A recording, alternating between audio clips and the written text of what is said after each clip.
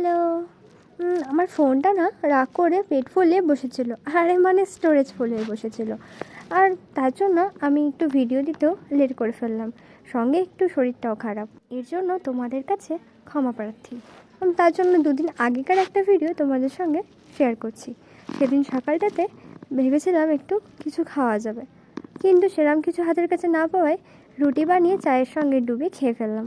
তার সঙ্গে এই ম্যাগির কম্বিনেশন, খেজুর আর এই যে চাট, পেঁয়াজ কুচি, কাঁচা লঙ্কা, কাসুন্দি আর অল্প করে চানাচুর, হেভি লাগে।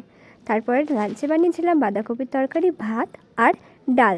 ডালটা যদিও আমার প্রত্যেক দিনের কমন। তারপরে ডিউটি বেরিয়ে গেছিলাম, আর অতটা সুযোগ হয়নি ভিডিও করার। তারপর ফেরার সময় দেখি এক সমুদ্র জলরাশি রাস্তার মাঝখানে বসে আছে বৃষ্টির জন্য। ভাবছিলাম এই কাদা পেরিয়ে কীভাবে রুমে ফিরবো। তারপর টুকটুক টুকটুক পায়ে চলে এলাম বাড়ির দিকে। দেন রাস্তার ধারে দেখতে পেলাম একটা চপের দোকান, নিয়ে ফেললাম। ব্যাস, বাড়ি গিয়ে তো কিছু খেতে হবে, আর কিছু প্রয়োজনীয় জিনিস যেগুলো দরকার ছিল। তারপর বাড়ি এসে ফ্রেশ হয়ে বানিয়ে ফেললাম চা, আর তার সঙ্গে ছিল মুড়ি। ওই যে চপ নিয়ে এলাম না, আর পেঁয়াজ কুচি অল্প। রাতে বানিয়েছিলাম রাজমা আর রুটি।